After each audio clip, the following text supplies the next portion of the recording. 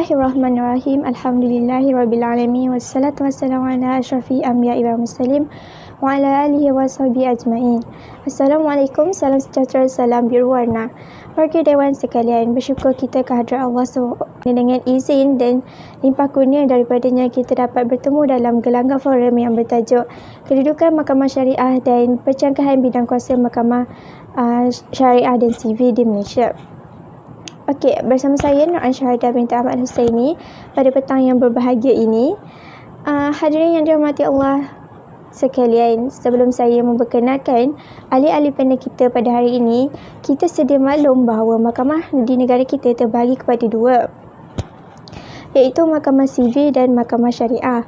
Okey, untuk kedua kategori ini, di dalamnya terdapat beberapa mahkamah yang memainkan peranan yang berbeza berikutan.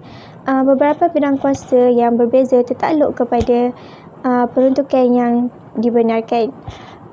Tanpa membuang masa, izinkan saya memperkenalkan para panel kita pada hari ini. Okey, baiklah, di sebelah kanan saya, panel kita yang pertama iaitu Encik Muhammad Hakimi bin Ahmad yang merupakan seorang penganalisis undang-undang. Apa khabar Encik Hakimi? Okey, seterusnya panel kita yang kedua, nampak tenang dan bijak berkata-kata orangnya, iaitu Encik Abdul Rahim bin Abdul Razak, iaitu sebagai penganalisis perlembagaan bebas. Selamat datang Encik Abdul Rahim.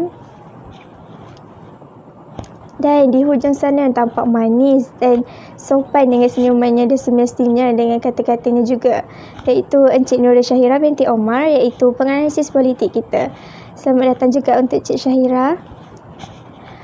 Okey, sebelum saya menyimpang lebih jauh, soalan saya untuk panel pertama adalah berkaitan dengan apakah kepentingan kedudukan Mahkamah Syariah dan percanggahan bidang kuasa dengan Mahkamah Sivil di Malaysia. Silakan Encik Hakimi. Assalamualaikum warahmatullahi wabarakatuh. Terima kasih kepada moderator atas soalan yang berhubung dengan kepentingan kedudukan Mahkamah Syariah dan percanggahan bidang kuasa dengan Mahkamah Sivil di Malaysia. Pertama sekali, kita haruslah mengetahui apakah itu Mahkamah Syariah dan juga Mahkamah Sivil. Okey. Mahkamah Syariah merupakan institusi kehakiman yang membicarakan serta menjatuhkan hukuman ke atas orang Islam yang disabitkan atas kesalahan sivil dan jenayah agama mengikut bidang kuasa yang diperuntukkan untuknya.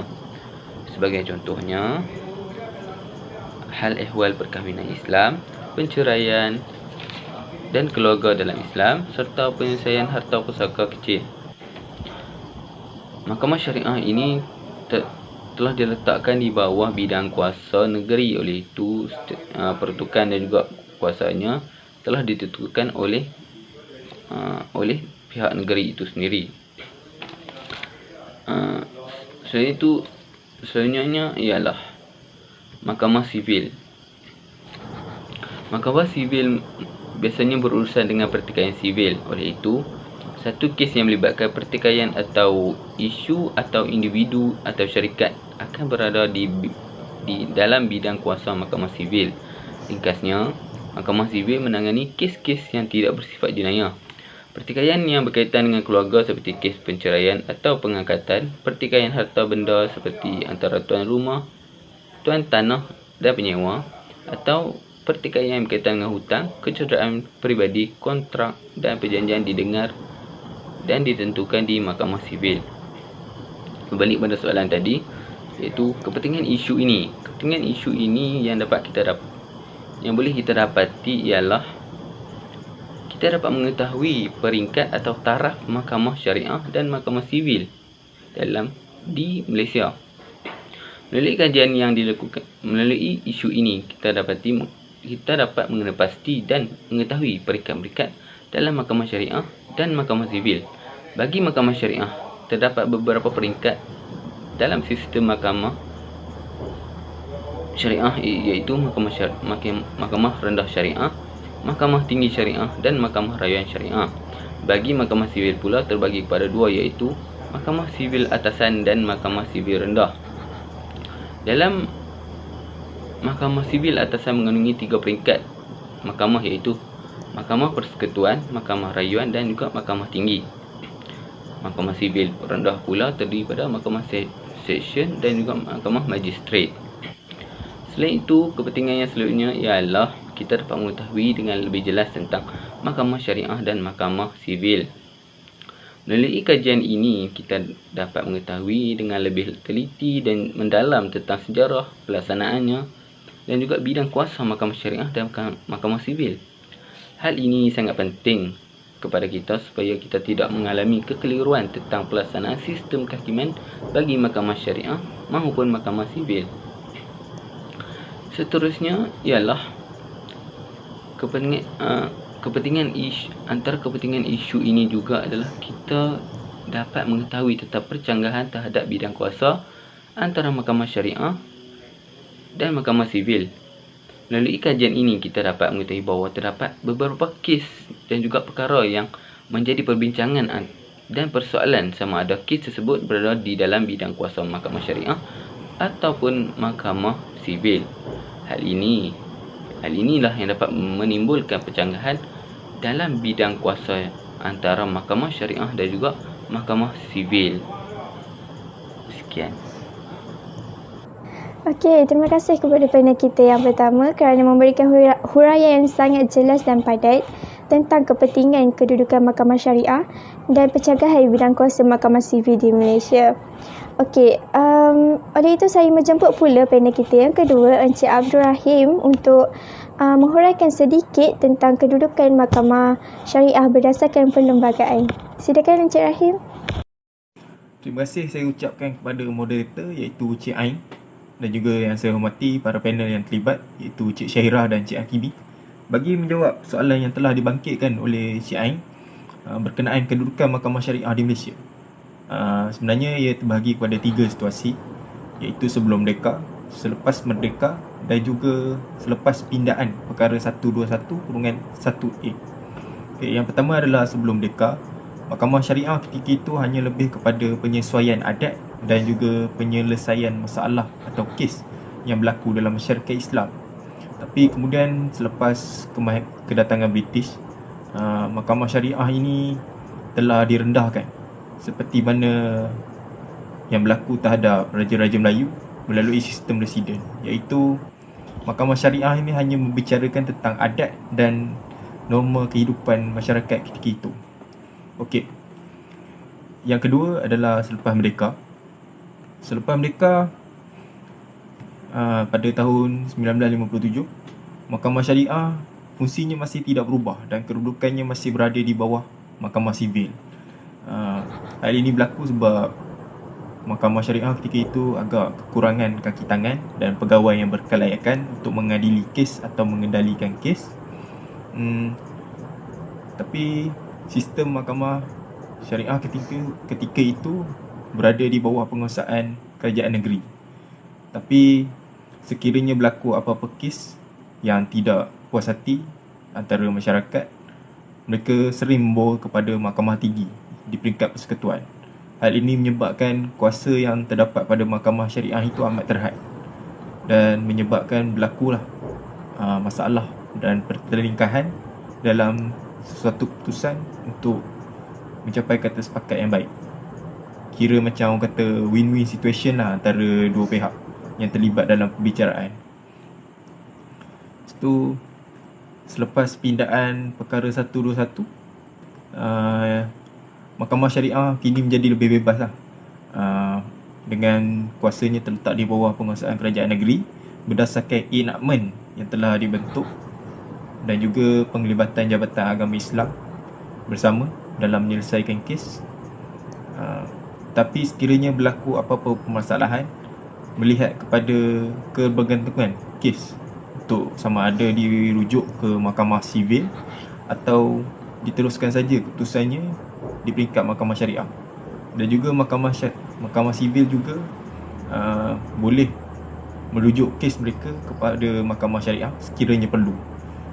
Pindaan 121/1A juga telah menunjukkan bahawa tiada perkongsian kuasa antara Mahkamah Syariah dan Mahkamah Sivil. Jadi macam kita tahu,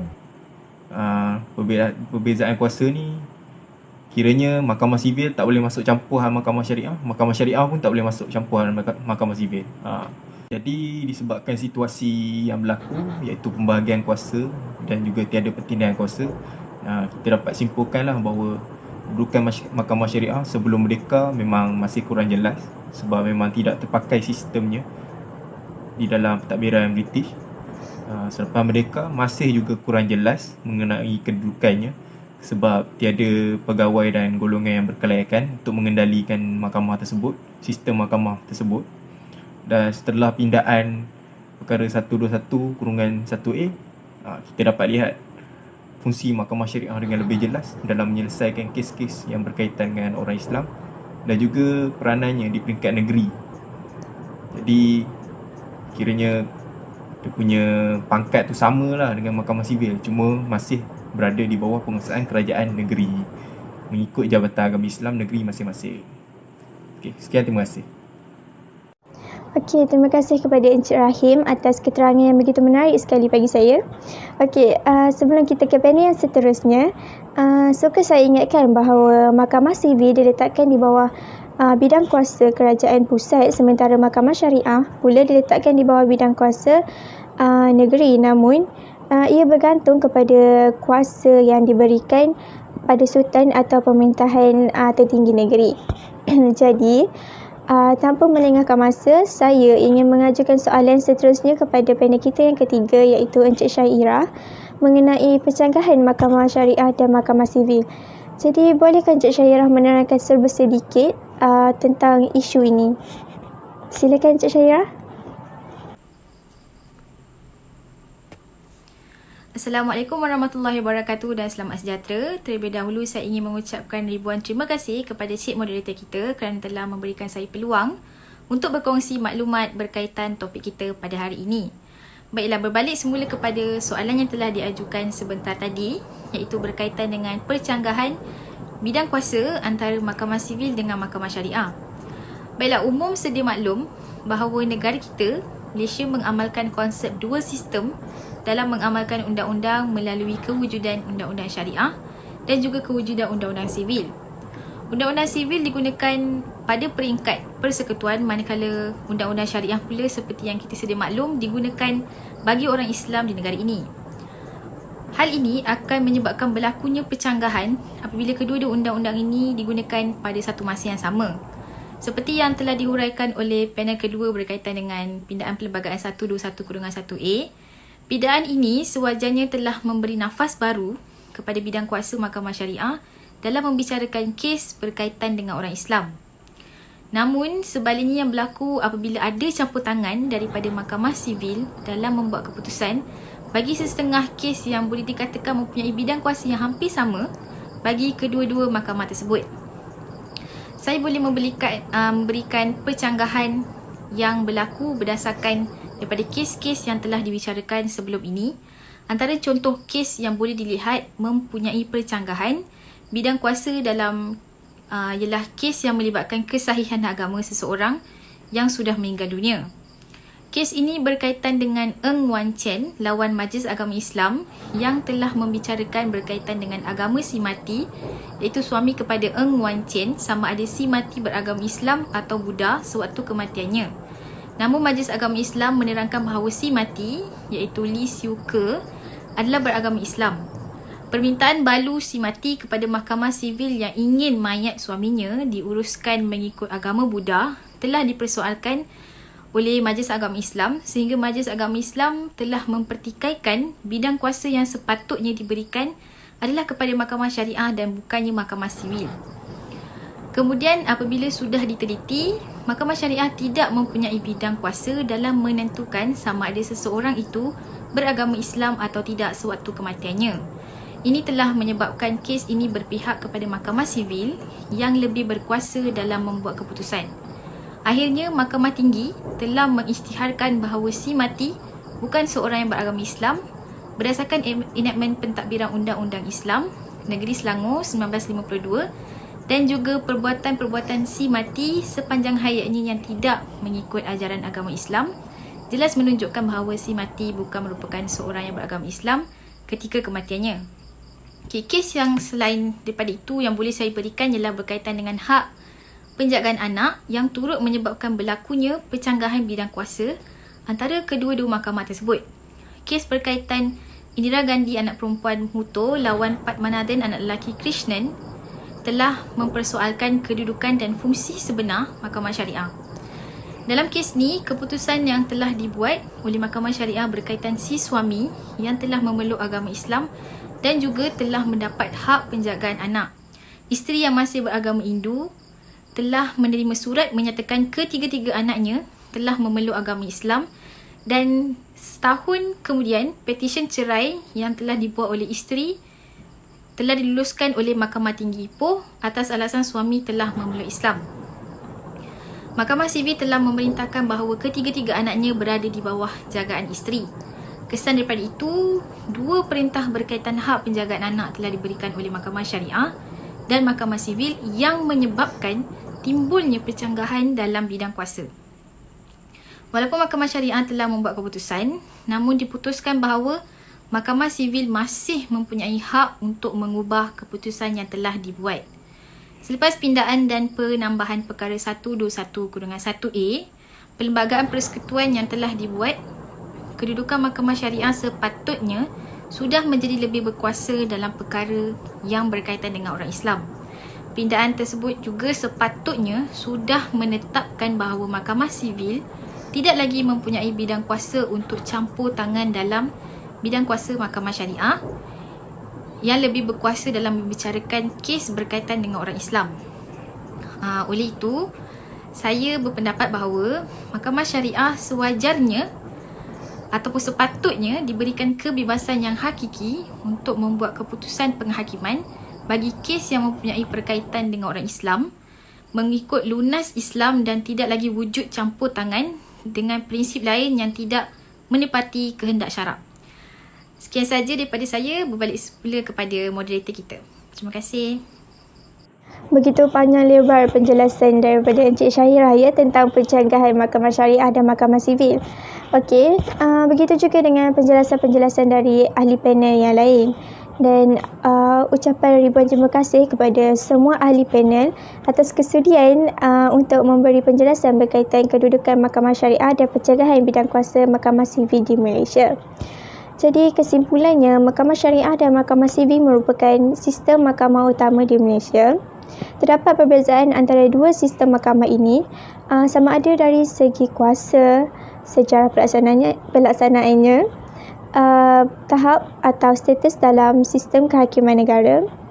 Selain itu, berdasarkan topik kita pada hari ini, pelaksanaan sistem mahkamah syariah di Malaysia ini telah berkembang sama ada sebelum merdeka, selepas merdeka atau selepas pindaan artikel 121.